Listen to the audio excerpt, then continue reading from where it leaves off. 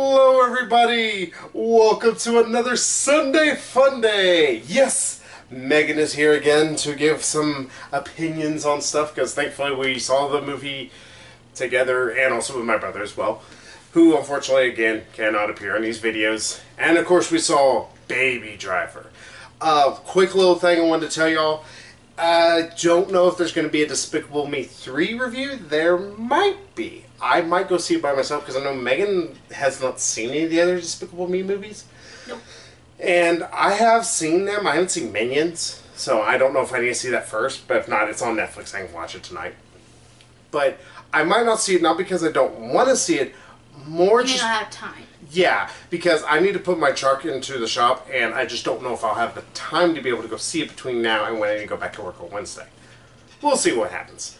If it does, there will be a Despicable Me 3 review. Also, last little update before we actually talk about Baby Driver. There's going to be another review of Baby Driver later on. Megan and me are working together to help launch a new pretty much video series in a way. To put it mildly, it is meant to be a quicker, my more excited and frantic ideas upon a movie, and me really quickly giving you my opinion upon a film and actually giving a score very quickly. I know some people can't only stand and sit here and watch like a 20-30 minute video. Just to get our opinions, just to get our ratings and whatnot on it. Yeah. So I figured, like, alright, I'll do a quicker, faster review. That's going to be spoiler free. Yeah, mostly spoiler free for, like I said, for the most part, and give you my ideas of what I thought about the film very quickly and very frenetically, to put it nicely. Yeah, I think we're going to try and keep it under 5 minutes. Yeah, 5 minutes is the max I'm going to keep it. Yeah. Not these videos. These videos are still going to be long, so if y'all want to hear more of me, jack-jaw and then Megan, you're wrong, and then, I'm not wrong, I am wrong. You can watch these videos as well. I highly suggest it.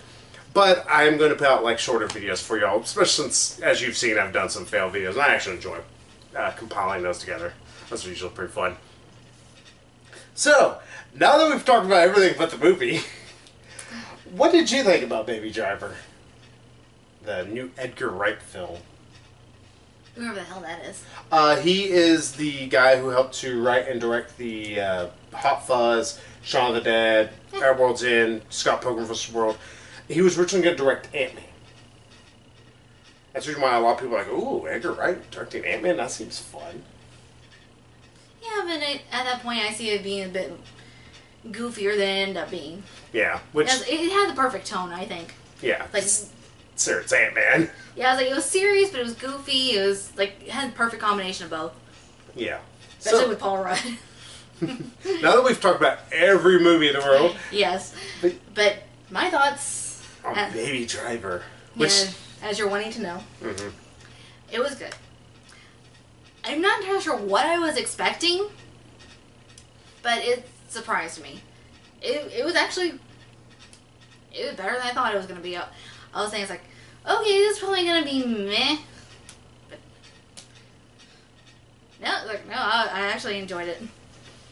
Yeah, I've actually been a fan of Edgar Wright since, of course, Shaun of the Dead, but the other Cornello movies. Yeah, I did show Megan Hot Fuzz. That was fun. Yeah, Hot Fuzz is hilarious. I've seen all the Cornello films. They are fantastic movies through and through. I'm not a fan of Scott Pilgrim vs. the World. I don't know, some of the jokes just don't work quite as well, and it just doesn't help Michael Cera's delivery. But this film... Oh, you don't like his monotone thing? Yeah, and also the lady who plays Ramona Flowers in that movie, she's completely forgettable. I can't remember her damn name. I don't know why. She just does a very monotone, like Michael Cera, which is sad because I've seen her in other things, and she's very animated. She's very, she can act, and in Scott Pilgrim vs. World, she doesn't know how to act at all. That's the one thing he's trying to get with. Yeah, I think I know what you're talking about. It's Olivia something. I can't remember her name. Yeah, I think she used to be on that one show about the aliens getting into people's heads and... Animorphs? No, about the politics. Oh, People yeah, she go was crazy politically because of the... Yeah. Yeah, that mostly- Brain Dead, I think is the name of that show that just came on last year, and it was pretty terrible. Yeah, what little I've seen of it. Yeah, I mostly know her from Sky High. Yeah. But Spoiler alert, she's a villain. But to talk about Baby Driver, since Megan wants to derail. Sorry, this is the reason why we're going to do the shorter video, because we tend to go off on tangents. And Megan steps on my words. Allie. Yeah, Baby Driver is a fantastic film. If you really love Edgar Wright's writing style, his punchy delivery, and also being able to actually direct a really good-looking scene, such as in Hot Fuzz, most of the action wasn't too quick cut. Some of it was a quick cutty, but it was meant to be that way to make fun of how action movies are done nowadays. It's just quick cut, quick cut, quick cut. Not quite, Paul W.S. Anderson, who can't figure out how editing works, really. Mm-hmm. Still can't stand that last Resident Evil movie. But there was just the right amount, I think, of quick cuts, and then the rest of it was really good, like sweeping action that you could watch. In this movie, it does that well. Like, there's some really well put together, it looks like one solid take, and it's like, oh, okay, so Edgar Wright's, he's not really borrowing from other movies, because you can't say that you have seen that done in, like, Birdman, or even, what's that other movie, The Revenant, with Leonardo DiCaprio. Yeah. I think it's called The Revenant. Either I'm thinking of a different movie. Maybe. Yeah, I believe that's called The Revenant. Yeah, it's not meant to emulate that because it's a lot less gritty, a lot less always in your face, but it's just meant to, kind of follow a character being goofy, doing something kind of cool, and that's the thing this movie has for in spades. This is a film that is just cool. Like, if anybody can use just one word to describe it, cool. I mean, the action's very cool. The music is really damn good in this film. Mm-hmm. It's a movie that the trailers don't quite do it justice, which seems weird because the trailers sold me on this movie. Yeah, that's the thing. It's like, the trailers don't really tell you what the movie is really about. Mm-hmm. It's like, but, yeah, what I'm trying to say is that that's why I was a little, because I didn't know what the hell it was about. It's like, the trailers were kind of, I was like, okay, well, what is this supposed to be? Is it an action movie? Is it like a heist movie? Is it, like, what is this? What's going on? Like, it's just a cool damn movie, is what it is. It does have a lot of, obviously, homages to awesome heist movies such as Heat, the very infamous heist scene from there. There's even bits, I would say, from the Dark Knight heist, which feels really, really awesome to find. So just, not to give away too much, because we really don't want to spoil this movie. Short and quick, as we both said already. We really like this. I think I love this even more than Megan did. But yeah. Go see this in theaters. It's a fantastic film. Mm-hmm. Everybody should go see it, especially over the third Despicable Me movie. I'm not even trying to judge it early, because I'm like, it looks sort of cute, but who cares? Go see this. Baby Driver looks awesome. It was awesome. Mm-hmm. But there's homages to, like I said, with The Dark Knight, like there's constantly these betrayals being done. And only that, this is a bloody as shit movie whenever it decides to finally go, alright, it's like, oh, you wanted some real action? Alright, here, people are dying left and right, and it's not pretty. Oh, okay. Yeah, he's in this very gritty world of bad guys. One played by John Hamm. Who he's doing a fantastic job. He's doing a really kind of, not sleazy, but kind of sly jackass. Like, you like him, but you want to punch him in the face. Yeah, his wife remind me of, like, Bonnie and Clyde. Mm-hmm. Yeah, the lady who, in the movie, is, her name is Darling, the Hispanic lady. I can't remember her name. She's a newer actress. I haven't seen her in a whole bunch. Yeah, I think her first name is Lily. Or maybe the lady plays Deborah. Liza Gonzalez. Okay. Lily James is Deborah. I knew there was somebody named Lily in there somewhere. Yeah, the waitress who you've seen in the Baby, B-A-B-Y. Why am I misspelling baby? Oh, I don't know. Blake. Because it was written down a number of times. Mm-hmm. And you spelled it a couple times. Yeah. But like, she's also really damn good in this. Like, she has just the right amount of doe-eyedness, but she also has just cuteness to her that it's not this overwhelmed, just sexy, like, I need to be in that vagina, which could be a turn off for a guy who is baby, who is kind of hermited himself in a way. He shut himself off from most of the world. Having that to be a person that he would fall in love with would have been too much, but having him fall in love with somebody who's, curious, but just a normal girl. I mean, she's a normal woman, I should say. Yeah, he kind of shares his love of music. Yeah, not to the extent that he loves it. Well, he kind of needs it because, as it's kind of explained in some of the trailers, he has tinnitus from a car crash from when he was a kid. Yeah, so he has like his constant hum that he hears. Yeah, he uses music to drown it out. And, also, kind of helps him with driving during these heists. Helps him to focus. Yeah, because he kind of like goes along with the music sometimes. And it's just provides some of the best scenes in the world. And that's another thing I just love the beginning. It's like, they go inside and do their thing. He's like... He's in there. He's getting down. He's jamming. Like, he's getting... He's singing with it. He's in there. He is... Yeah, he's like got the windshield wipers going to the beat. He's getting into this song. It's actually funny to watch. Yeah. Oh, and also, this is a movie that it decides to go across plenty of different genres, and the genres it touches upon are always... It chooses some of the better songs to choose from them, and on top of that, it's just got fantastic music throughout the entire thing. You go 70s, 80s, there's some 90s, there's some newer stuff in there. Yeah, there's also like some 50s and 60s. Mm-hmm.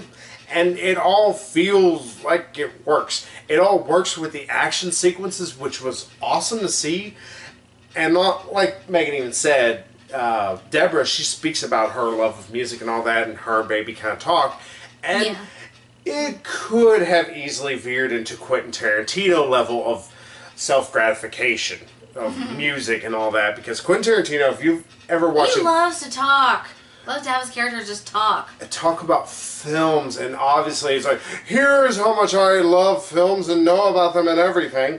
Like, I know people love the sequence of John Travolta and Uma Thurman in Pulp Fiction when they're talking over dinner and they're talking about movies, but it has no bearing on the story.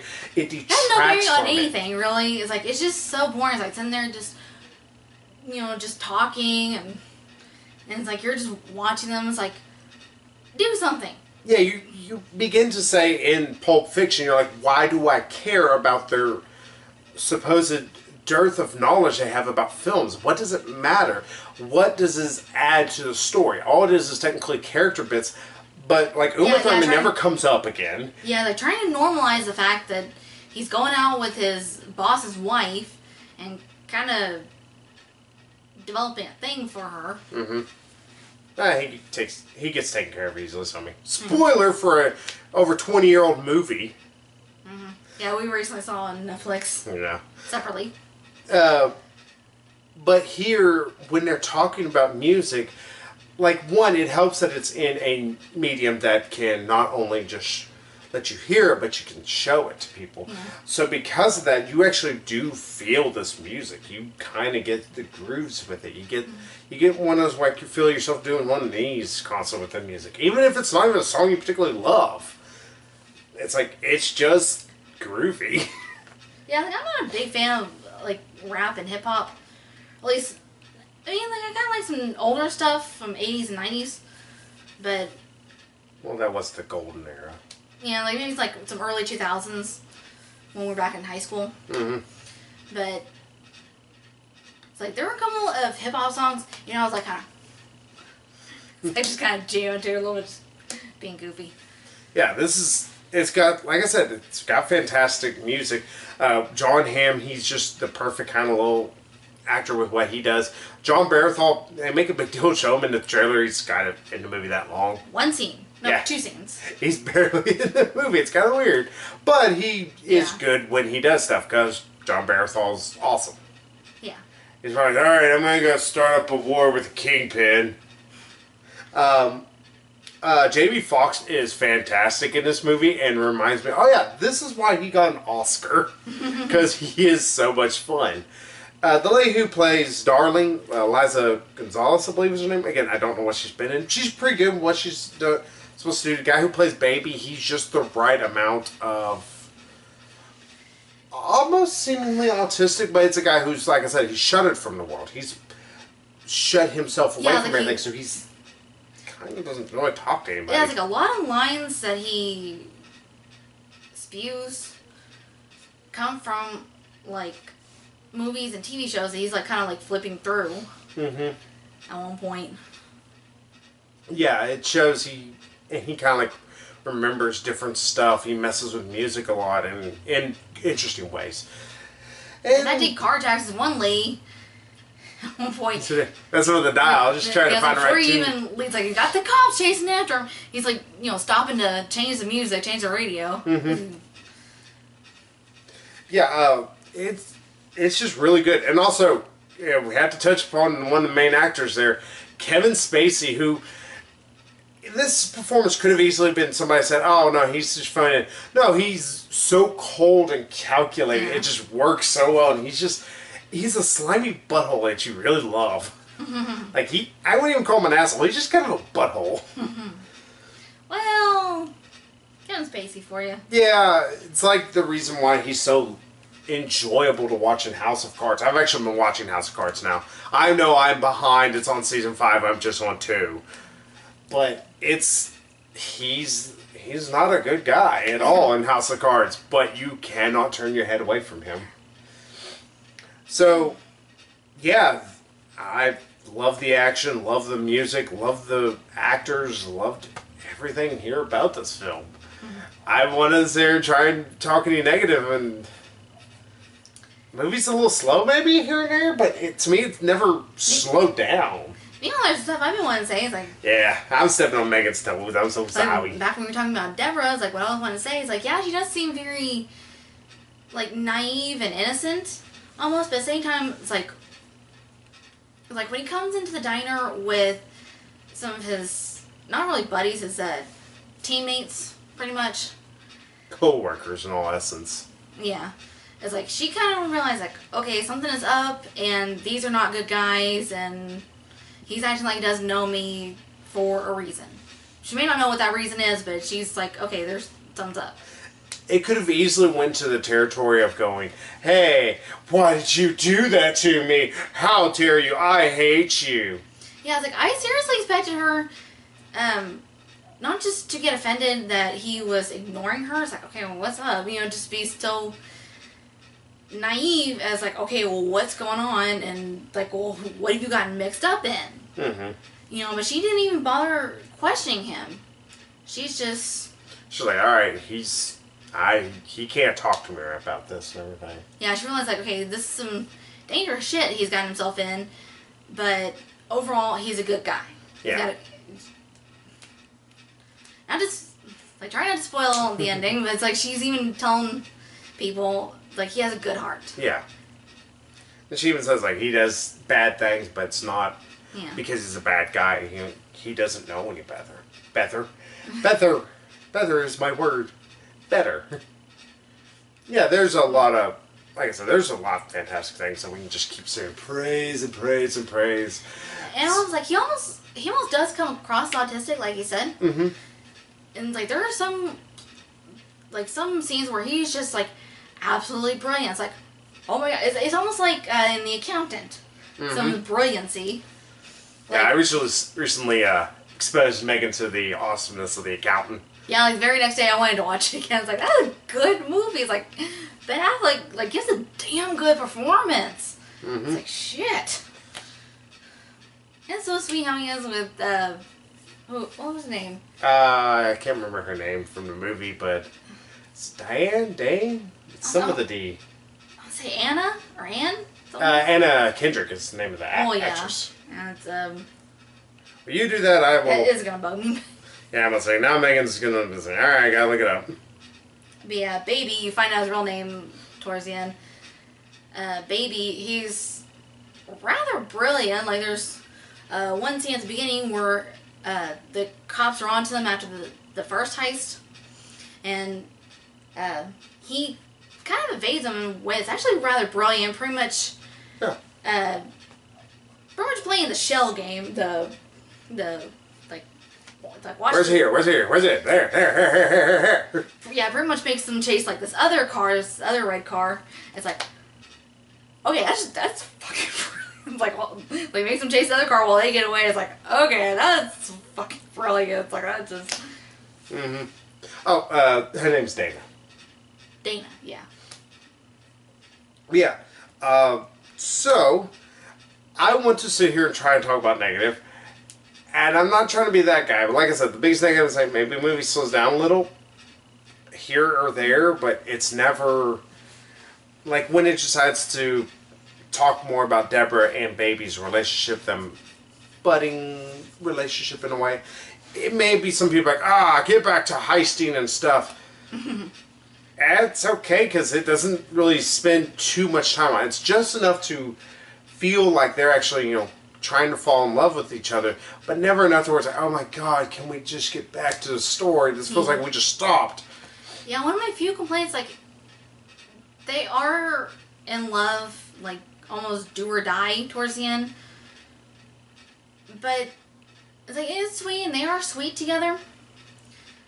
But I almost, like, it kind of bugs me. It's like, okay, well, they haven't really been able to spend a whole lot of time together. So I feel like their love story isn't really that well developed. Although I do feel the love between them. I know it's hard to explain. You feel the chemistry. Yeah, it's like like he likes her, but he's kind of shy, and it's like wondering like how to ask her out, and get the courage to talk to her, and she's like maybe kind of not sure what to make of him, like trying to get to know him, but. Yeah. I say, trying not to push him, like, if he's not ready to talk about his past. Yeah. She does the right amount of, like, talking with him about stuff, but at the same time, not trying to push too hard, too fast. Like, so, did you ever get molested by your third grade teacher? Mm-hmm. Yeah, she asks a little bit about his past, about his parents, and, but she doesn't press when he tells her certain things, like, she lets him come out to her. Yeah. Lets him explain himself, explain his past, in his own time when he's ready. And yeah, it's very sweet. Although, like I said, it doesn't feel like they spend a whole lot of time together, and all of a sudden it's like, oh, I love you. But it's the right amount of time, though, at the same time. Because if it's been too much more, would have had to cut into more of the actual heisting, more of the actual characters that they're dealing with and stuff like that. Yeah, it's like, it is, like, I will say, it's like, yeah, it is perfectly kind of blended in with the story. But it's just, like, kind of looking back, it's like, wait, it's like, y'all haven't really spent a lot of time together. It's like... You're just saying it doesn't feel super natural. And it's like, it's like, I do like these two. They're good together. And again, I like that she's like kind of, sweet, innocent, naive. But not too naive. Yeah, at the same time, it's like she can kind of figure things out and be like, okay, well, it's like, I know you're into some bad things, but it's like, you're not a bad guy. It's like, like, I love that about her. It's like, she's naive and saying no, she's not. She's not really naive. She's more innocent. I think would be a better word to describe her. She has an innocence to her because she has not been exposed to that kind of a world. Yeah. Which even explains more of Baby's reluctance to really want to get to know her even more. Yeah, he even tells her, like, you don't belong in this world. Mm-hmm. Yeah, so... is there more you want to say? Yeah, one other thing I was going to say is, like, this movie... It's like, it has, like, a lot of stuff. Like, it's got action, it's got heist, it's got... like romance. It's got a little love story, and very sweet, and it's got this kind of like, tense drama. It's like, okay, what's gonna happen next? It's like, oh, please don't get caught. Oh, it's like, oh, please don't kill this person. It's got some high tension. Mm-hmm. Yeah, I was like, well, it's not gonna say it's like it's drama. It's like it, but it kind of is. Yeah. There's a word for it. I just can't think of it. Tension, thriller. Yeah, it's got some thrills. Mm-hmm. And some chills. And when you dump your drink on your head. That'd be all sticky and wet. Sticky as me? No, because, maybe hot, but, I'm not hot, just warm. Yes. No, we don't have a fan. We don't. That wasn't even close to words. Then help we have the light on and the fan off. Yeah, because if we had this fan on, y'all would not be able to hear us, even if we screamed at the camera. Words are hard. Mm-hmm. Yeah, sorry, y'all, but this review is gonna be kind of dull, and I'm sorry about that. Just this is a fun ass flick. I enjoyed the ever living hell out of myself the whole time. Yeah, what I was trying to say is like even the car scenes are actually pretty entertaining. I'm sorry, to those of you who love car porn, some of these scenes in the Fast and Furious movies, or at least the first two, some of them can like just bore me to death. It's like, oh my god. It's like, okay, it's like you're doing tricks, these nice pretty cars. Just get your fucking destination. Just go where I need to go. It's like, just get Nobody can ever just drive from point A to point B. It'd be too easy. Like, one scene in the second one, because we just watched this the other day. Mm-hmm. One scene in the second one where Brian's like showing off, going backwards. It's like, okay, that was interesting for the first like 5 seconds. The rest of the time, it's like them weaving in and out of traffic. It's like, I hate when people do that on the highway. I hate when people do that in real life. It's like, it's... Then Megan will love the 8th one, because there's none of that. I just don't... Like, looking at these nice, pretty, muscle cars. And... Oh, you ain't gonna like the 8th one, then. There's one. Yeah, I watch them drive it a little bit, but it's like... I was like, okay, I'm bored now. Sorry, I'm not a big car bored kind of... But anyway, yeah, what I was saying, with Baby Driver, it's like the car scenes are actually pretty interesting. Well, see, that's the difference between this and, say, like the older Fast and Furious movies, and even the newer one. One thing I liked about this movie, the CGI was minimalistic. Mm-hmm. Like, there was very little actual amounts of CGI here and there, and even then you have to kind of squint your eyes. Oh, there it is. Like, with the... with one person who fell from this high building after one point. Like that, you could see it was CGI. One point when somebody's trying to run Baby down, I'm not even going to explain why. Just tell you somebody tried to kill him. You can see it in trailers. If you're like thinking I'm spoiling something, like, it's in trailers. That point is CGI. Like you can see the cars composited. Yeah. Other than that, it's all realistic. Like, there's one point where they're trying to escape this guy who's chasing after him in this one heist, and he drives up this, like, partial, like, brick wall thing that's just perfectly curved, and it is awesome in all the especially stupid, fun ways, but at the same time, it's so cool and so well done that you're able to forgive it easily. In Fast and the Furious, especially with the second one, and the latest ones are the worst about it, there's a lot more CGI. You don't get a whole lot of real actual cars, so that can really detract and keep you from really caring too much about it, because you're like, why should I care about this as much? It's just CGI cars. It's fake cars I'm watching do stuff. In this... No, you care about it. Not only that, but it's usually races against time. I mean, it's just two people. Or two groups at best. Or it's one little group just zoom. That helps to make you give a shit about it.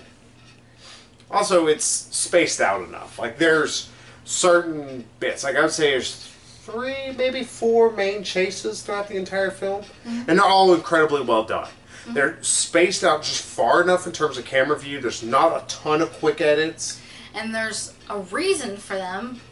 Not just to show off his driving. But there's reasons for them. And there's tension to them. Like, yeah, you're doing this the whole time. Like even though he's being chased by a cop, like, okay, just get out of there. Just let go. Just... Yeah. Like, you're rooting for him to evade the cops. Yeah, and that's always a good thing whenever you feel like you can actually root for the hero. So, like, I don't care. Yeah. Well, like, with the Fast and Furious, like, at least the first two, it was like, Paul Walker's character, Brian, pissing me off so much. Like, he's supposed to be a cop. Magic jump cut. Sorry. Camera died. Yeah. Camera died. I was looking at you and then you went, well, I was like, when was Ming? Oh. Yeah, I was in the middle of the sentence like, hey. You're like, oh wait. It's like, oh. So what did you say about Yeah, I was talking about Paul Walker. Like, his character in the Fast and Furious movies, or at least the first two that I've seen. His character, Brian, pisses me off so much. Like, he's supposed to be a cop, and in the first one, he lets the bad guy go, which, it's like, I can maybe kind of understand. Like, he's buddies with him, and also banging his sister. family? Like, Family, Mel. I can't do this. And the second one's like, they help the feds, the customs, get that one guy, but then they kind of like steal some money so they can like open up a garage. It's like, and there are no consequences as far as I can tell for them like doing this stuff, except for maybe Brian at the beginning of the first one is mentioned that he lost his badge after the events of the first movie. It's like, seems like he would get a lot tougher, Yeah, I think like he would go to jail for that shit. Aiding and abetting. Not in movie world. Not Fast and the Furious universe makes no damn sense. Yeah, in fact, they even mentions like there were charges against him, but they were willing to let charge slide if he helps him with this one case. It's like, if he's got charges against him, why not just, I don't know, arrest him? It's like, it's one thing to root for kind of an anti-hero, or to root for the good guy to, get a happy ending. But it's like, Hey now. dirty mind. But first of all, it's like, I didn't feel like Brian earned either of those endings.